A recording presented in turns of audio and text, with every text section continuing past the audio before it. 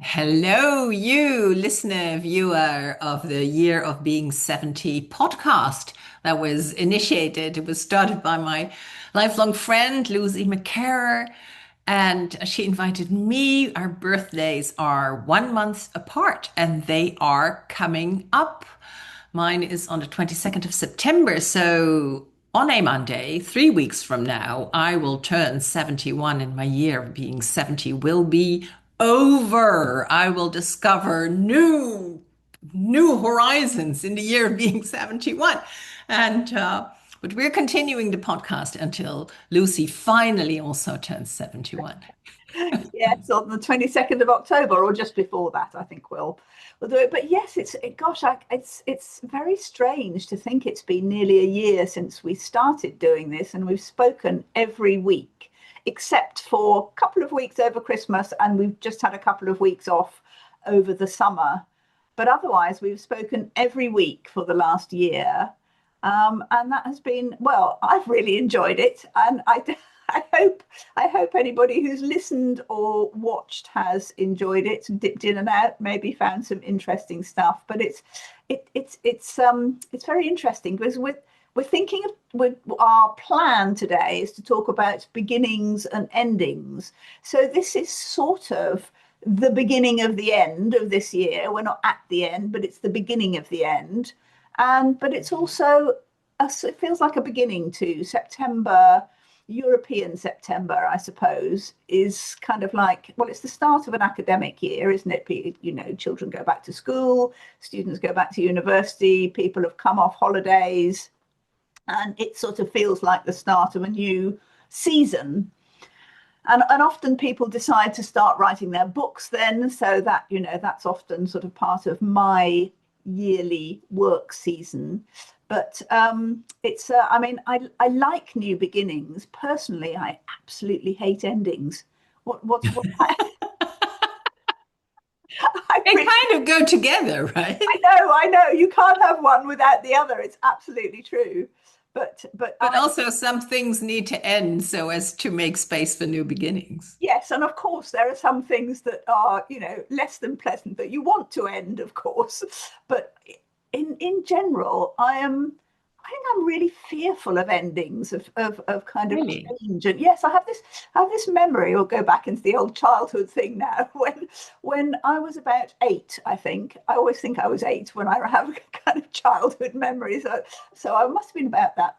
I came home from school one day, and there were men carrying there was a big lorry outside our house, and there were men carrying our sitting room furniture, a sofa and two big chairs that my parents used to sit in, carrying them down the stairs and out into this lorry. And I was absolutely horrified. Actually, I remember what day it was. It was November the 5th as well, because I went to a Guy Fawkes party that night. Wow. It was, I mean, nobody had told me this was happening. And And I what was well, happening? they were getting some new furniture and getting rid of the old stuff. But I was so upset. I mean, they were very ugly sofa and chairs, admittedly, but that wasn't how But I felt. you'd sat on them a lot. Yes. They were like kind of, I don't know. I suppose to some degree, I find change difficult. So, but it felt like, I mean, my thought was, I will never see those pieces of furniture again. I will never sit it. That's my kind of thinking. It was a terrible ending for me. And I remember actually bursting into tears and getting Oh, really darling. depressed because they were taking away this old furniture and much nicer furniture was coming in, but I didn't think so. So I always think of that as my a kind of where this feeling of not liking endings, of being fearful Okay, of endings. can I bring it back to when we were speaking to the psychologist for our book, Rita Konstam, who is a well-known woman, or used to be, really the one who opened up the whole field of child psychology in the Netherlands, and for years was the editor-in-chief of a magazine called Ouders van Nu, is parents of now, current parents about, how you can be a conscious parent. Yeah. And my co-author for the book, The Eldest Daughter Effect, Wies and I spoke with her, and this was exactly the example she gave. She said, an oldest child, you know, so you're there in the sacred, triangle with your parents, and you see when new furniture comes in, the old furniture is taken out and carried away and brought somewhere. So when a new baby comes in, the old baby, dot, dot, dot.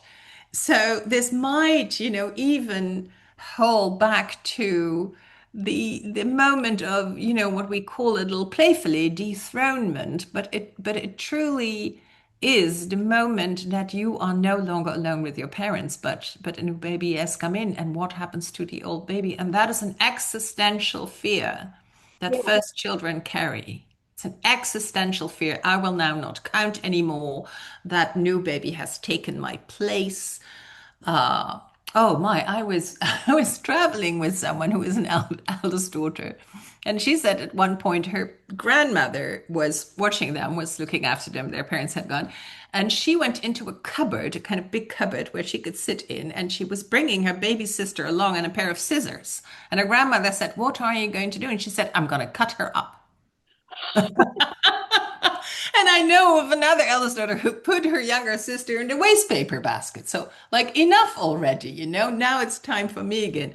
So maybe, if you can look at it with those eyes, you can see, have the compassion for, Yeah.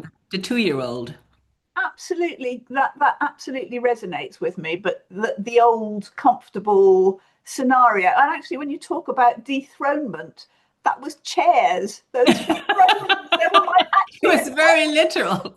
yes, they were very Yeah. meant to be, and I knew they were going to be. Well, I didn't know what they were, but they would never come back. I would never see them again. That's a kind of fear I have, kind of loss of. Yeah. This will never Yeah.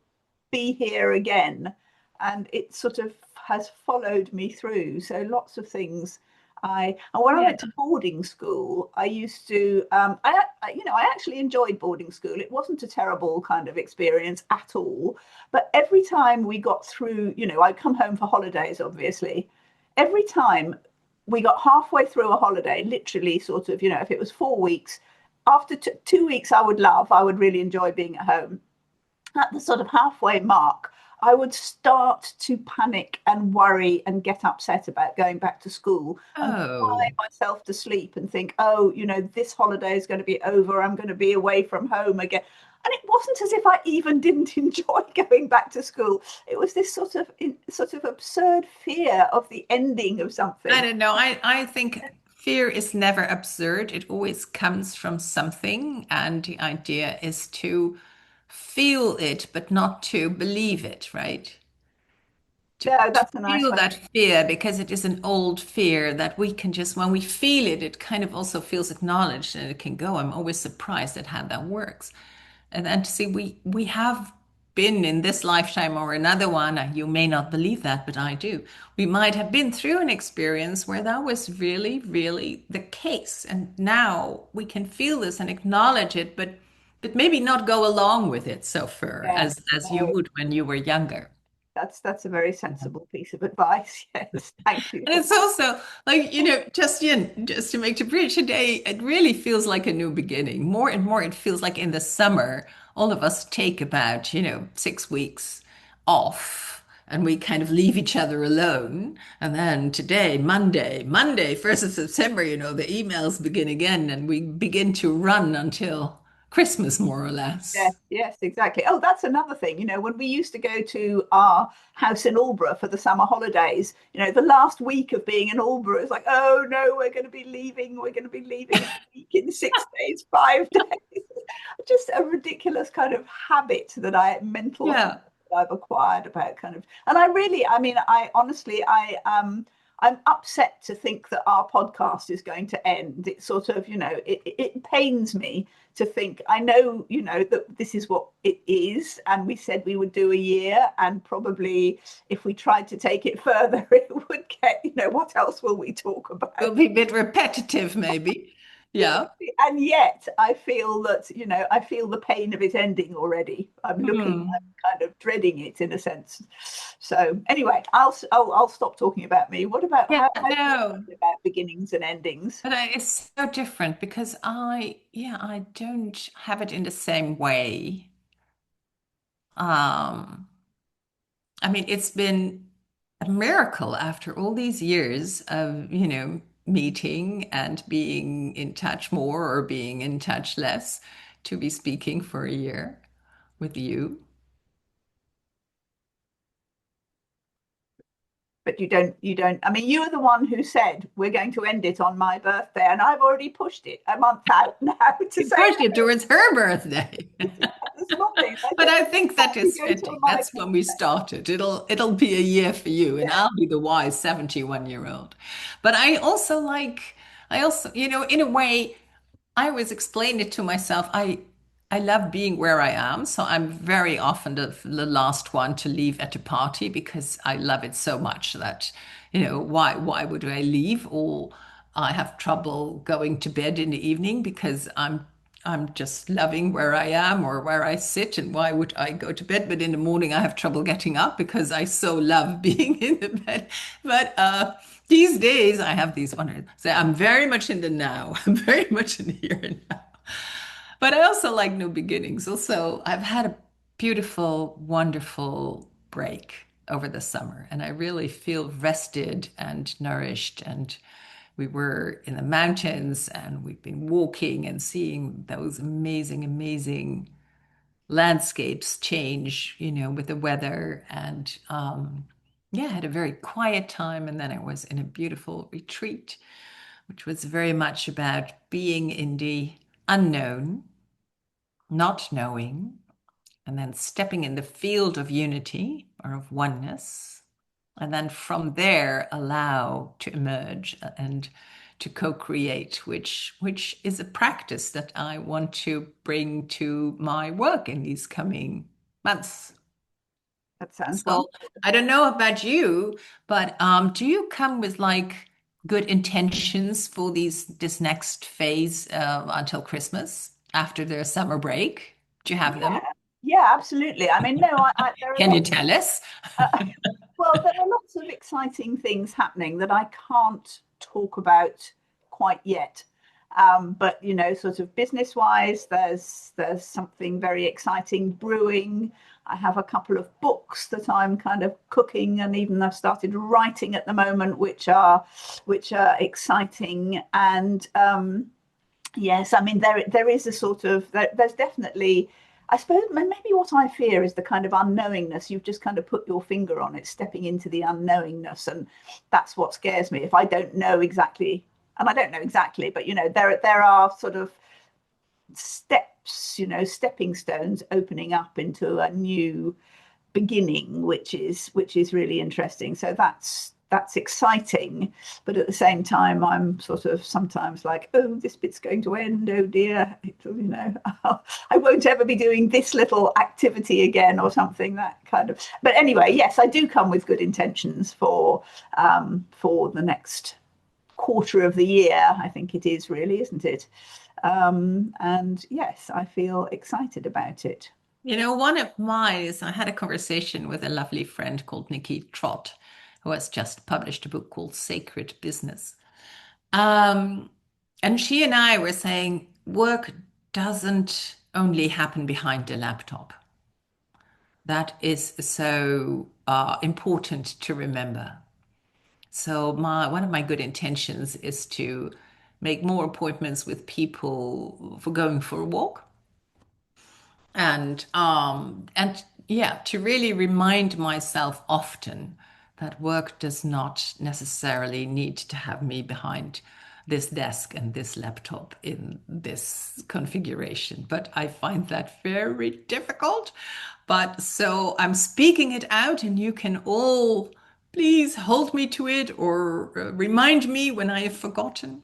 Yes, no, no, you're absolutely right. And it's the kind of thing I need reminding of too. So, for example, this Thursday, I will be in London meeting up for lunch with half a dozen of my mastermind group women, which will be absolutely lovely. And I know that really powerful things will happen just, over lunch and chatting and relationship And through building, meeting in person meeting in person. and forming the circle Yeah, exactly. and being in the unknown, what will arise? Yes, exactly that, exactly that. And yes, it doesn't feel like work. It's sort of, it feels like, oh, I've got a day off here. I should be doing something more, work related. But it is, as you say, it is part of part of life's work, but also, work as well, because all Yeah. these women on my mission mastermind are building fantastic businesses, having, they have wonderful missions. And this is part of my support for them and our support for each other. So it is very much But important. I love how you, and I recognized it fully, like when I'm not behind my desk, I have to explain to myself that I'm still working. Yes, yes, So here is us, dutiful eldest daughters, always needing to work at our age, I might say. Um, and when we're not behind our laptop, we need to tell ourselves over and over again that we're still working. Doesn't look like it because working is behind a laptop. That's what it looks like. So that image is an image I want to yeah, change. And I'm curious whether other people have this too, whether they're eldest daughters like us or whether they are in a very different configuration in their family of birth. But this idea that, yeah, there is so much more now of remote working and this nomadic existence. And it feels like you and I are still somewhat stuck behind a desk. So yeah.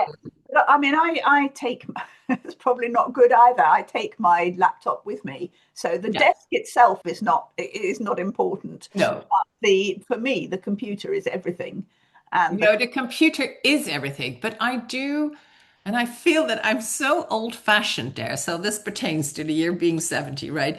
Is that for certain calls, I want to be behind my desk on yes, my laptop, and I'm really not comfortable. And I think, yeah, some things are also, maybe sometimes like sensitive information. I'm really not comfortable doing that in a cafe or whereas no, no, sometimes in my no. schedule it would be much easier if I Yes, did. yes. No, I never go to cafes. I was just thinking about being on holiday, for example. I mean, we had a few days in Sardinia, which was absolutely lovely and very relaxing. And yet, it was very important to me to, whenever we come back from somewhere, to kind of get into my laptop and check my emails and Yeah. do a bit of writing or something. So Did, yes, did you take your laptop to Sardinia? yeah, yeah. And were you in it a lot? Yes, quite a lot. I actually found that it was, when it was sort of like the time we were just sitting around and in our little villa, then, that was very useful writing time for me.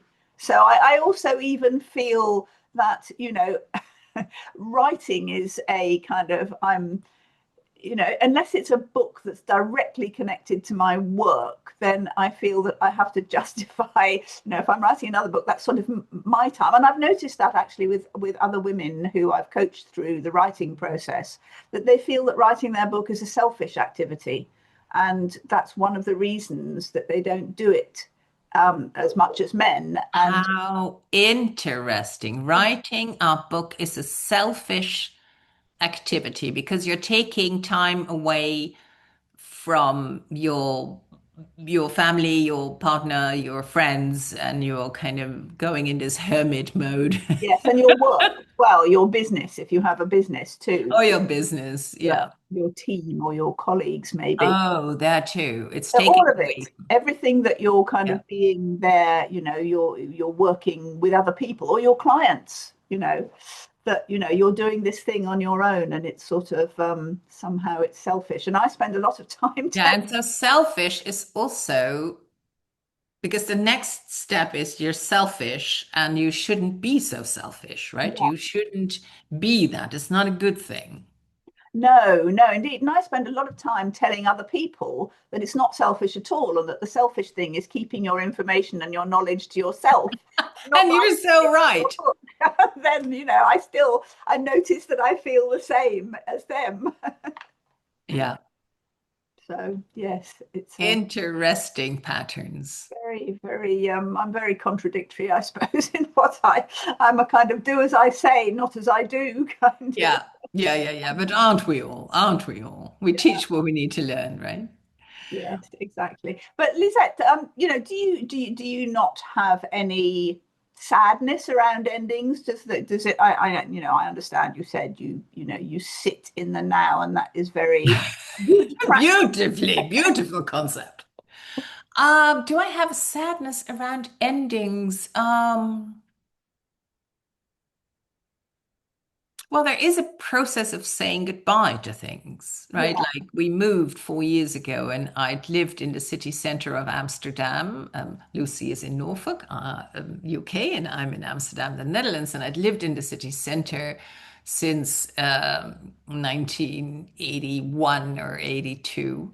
And we moved to the northern part of town, which was, before 5 or 10 years ago, northern part of town, where you go, you're emigrating. Still feels a bit like that sometimes. But also, I loved our house. I really loved, loved, loved our house. And yeah, so there is a little sadness. But for me, I think what has driven me all my life is curiosity. And so the curiosity about the new is always bigger than my fear. And I make it bigger, I feed it, I nourish it, I nurture it. And it's also bigger. So of course I do have, a little grieving but there's also like, wow, now there's a whole new possibility and yeah. yes, yes. No, that's lovely. That's great. I should. I mean, I have this kind of fear of endings, but as soon as the ending has actually happened, I'm fine. I'm into the new beginning, but Yeah. I dread the endings. I think maybe what I do is I kind of grieve in advance, and then Yeah. once it's so I don't need to do it so much afterwards. I remember when my eldest son James left home to go to university. I think I spent 2 weeks before he left crying on every occasion that I was on my own and sort of thinking, oh, he'll never live at home properly again. Oh, this is the end of, his childhood. Oh, no, I can't bear it. And then the minute he left, I was fine. I mean, it Yeah. was just, ridiculous. But Yeah. it's sort of that's, I think, yeah, Yeah, you take the hit beforehand. yeah, And yeah, it's also, I love how you kind of do this. I mean, if I were to be a bit melodramatic, oh, it's never, because nothing is ever going to, the past second in this world is already gone and it will never come again. right. Um, yeah.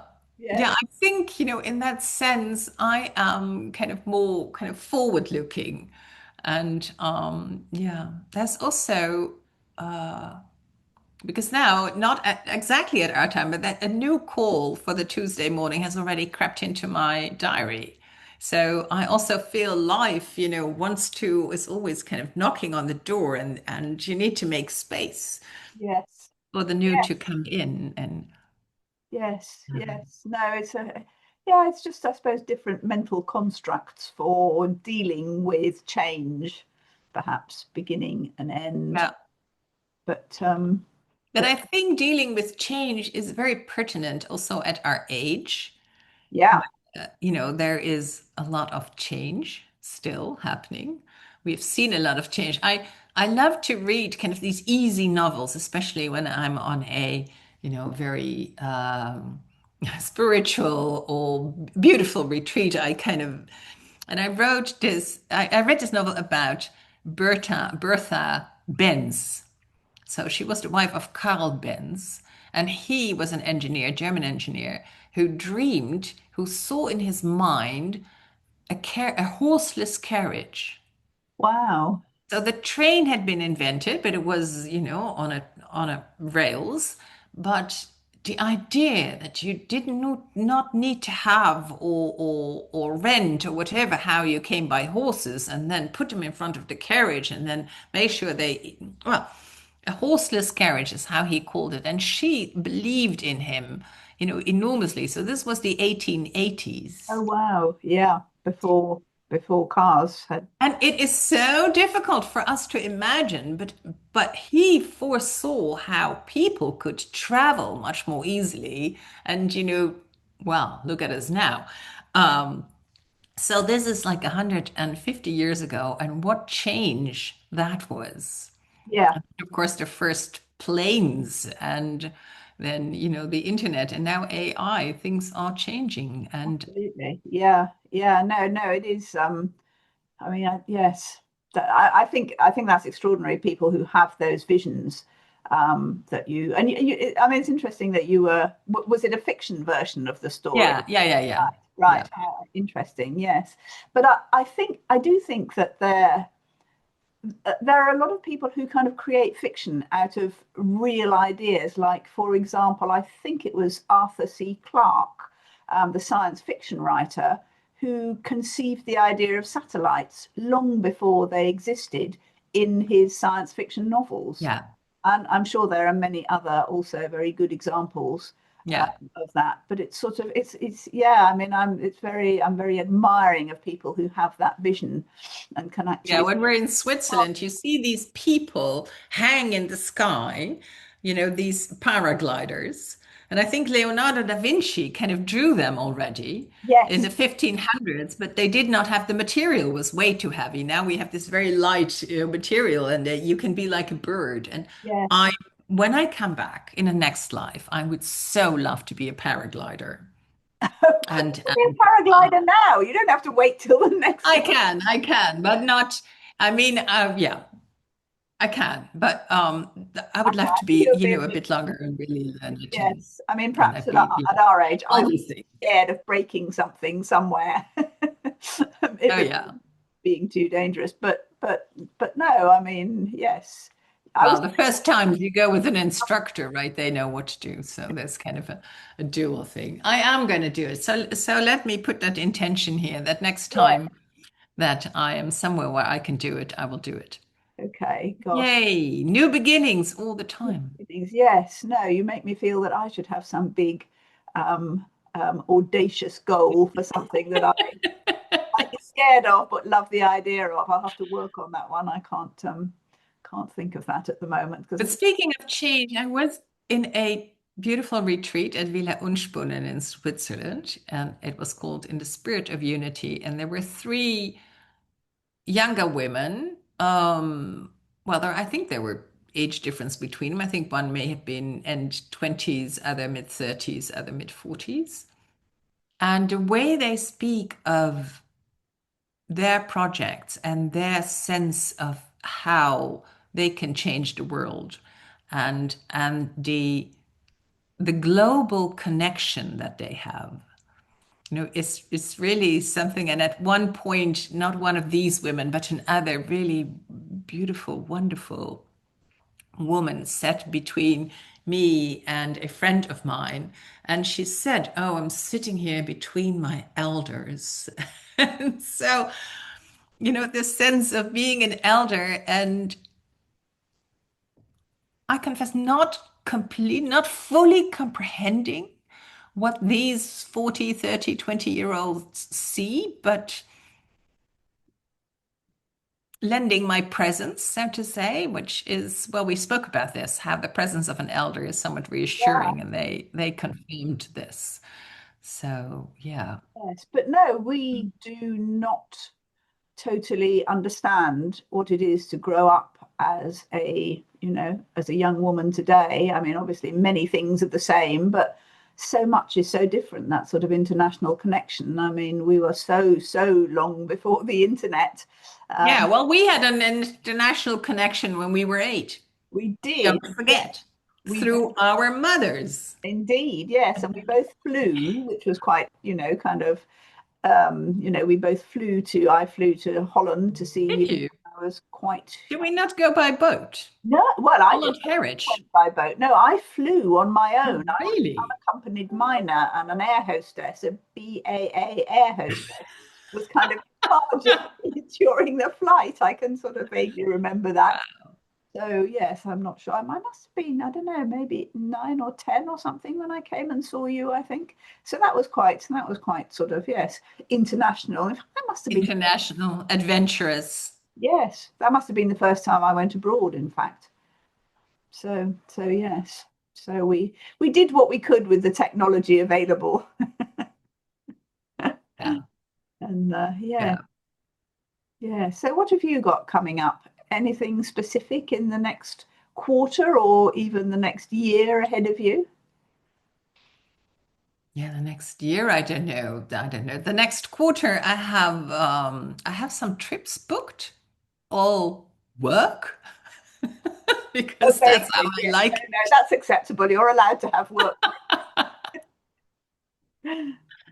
Yes, I've been invited uh, to come onto a group. It's called the Explorers Club, and we are going to explore the notion of systemic investing.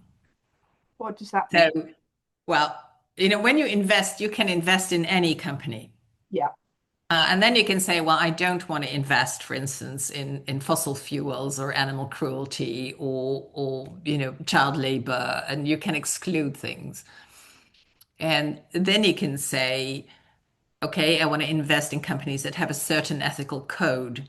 And so you're putting it instead of excluding, you're kind of putting it more in the positive. And then you can yeah, say, I want to invest in companies that make a positive impact in as far as we can see now. But the next phase of that is say you're not investing in a company here and a company there and a company there, but you're kind of looking at, for instance, a geographical area that naturally kind of belongs, with the soil or the vegetation that kind of is a natural unity within the bigger unity, and say, so there's drought there, so young people are moving away. How can we make that region attractive again? Can we do various investments so that region starts to flourish again? So that would be part of, the systemic investing. And another thing, what I also feel is changing the system is the whole notion of steward ownership, where the shareholders are no longer the controlling owners or even the major benefactors. There's a cap to how much as a shareholder you get for investing in a company, also a cap for the founders. And then there's a governance structure where the company basically governs itself. And after the founders and the initial investors and the business angels have been paid off, the company also belongs to itself. There's a foundation with the mission, and then there's guardians, there's stewards who make sure the company, the underlying company, is still fulfilling the mission, although, the way it fulfills it will change over time. So those are kind of systemic investing, yeah, yeah. No, that's exciting. issues that we can now see. And I'm sure in 5 years' time, we will see more. And so two of my trips have to do with that. So where will you be going? Will you be going to look at these potential regions where No, we got to more talk about it. So first, I'm going to Italy at the end of this month, and I've decided to go by train and take it slowly. No longer do the business woman's trip. When is the last minute I can fly in, and the first moment I can fly out. So I'm taking the train. I go to Milano. I go to a ballet in the evening. I go to Florence and then travel to the venue with some others. And then I'm going to a conference on steward ownership, which is in Berlin. lovely. That sounds wonderful. So yeah, so kind of new beginnings there then. I mean, that is kind of opening up a new way of investing. So that's Yeah, very exciting. I love the idea of the company or the organization being its own person in a way. yeah, There's a lawsuit I think going on in the UK, which is trying to kind of register a river Yeah. as a person, Yeah. as a, oh, I don't know how you call it, not Yeah, a, yeah, yeah. No, there I have a young friend, Jessica Den Outer, who has, has her PhD on this. How can buildings, have uh, a form or format, can be owned, or could be of themselves, as when you have like a corporation. But why not? Yeah, yes, a sort of personhood personhood. of a Or yeah, non-human entity, and yeah, whether they have, and it's about sort of, I mean, I can only call it human rights, but it's non-human rights, I yeah. suppose, whether they I have. think there's a country like maybe Paraguay or Ecuador, somewhere in South America. They were the first to acknowledge, to give Oh, right. this legal stature to a yeah, Yeah, I think that's a wonderful idea. I mean, yeah, I can totally see that, say, the Amazon rainforest ought to be yeah. a self-directing entity, ought to have And the big rights. forests up in the neo-boreal region, north of Sweden and Scandinavia and Russia. Yeah. Yeah, that would be a But new in the steward ownership, there's this department store. Is it Lewis? John Lewis. Yes, John Lewis has a steward ownership. It is yes, so that already. Yeah. yes, and no, that's been going for decades. Yes, Yeah. and the every employee is a shareholder Yeah. essentially. So, I mean, yes, it's yes, and it's a very nice organization, I believe. Yes, I'll Yeah. have to talk to one of the Yeah, H. so some people go like, "Oh, this newfangled idea." No, no, no, no. There's Uh, a lot of companies that you might. Rolex is one. oh, is it? I didn't know Zeiss is one. Bosch from our washing machines, or the battery of my wonderful electric bicycle contraption. It's yeah, Oh, well, that's wonderful. Well, that's yes. So yes, new and old, beginnings and endings.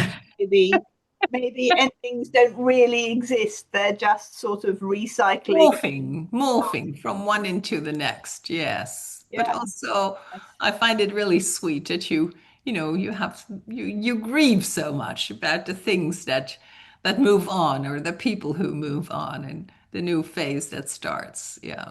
Yes, I think, I don't know. I feel that may be a kind of inherited trait. I feel my father was like that. It may be a kind of epigenetic thing that's come down to me that I don't really want, but I seem to be, I have to work on being more in the now like you and not fearing Well, it. then we come back to our parents, and we've spoken about this before, how, your father was more, yeah, looking towards the past, and my parents were really looking towards the future. Yeah, And so absolutely. how this has been dripped into us. We've been Yes.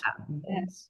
drip fed. How do you say Fed. this? Yes, yes, exactly. Well, it's just kind of come through the experience and the genes and yes, nurture and nature, one way or another. But yes, well, I'm going to be looking forward now, looking forward to things rather than Oh, there is that expression. I look forward. yes, yes. Yeah, I think that's interesting, isn't it?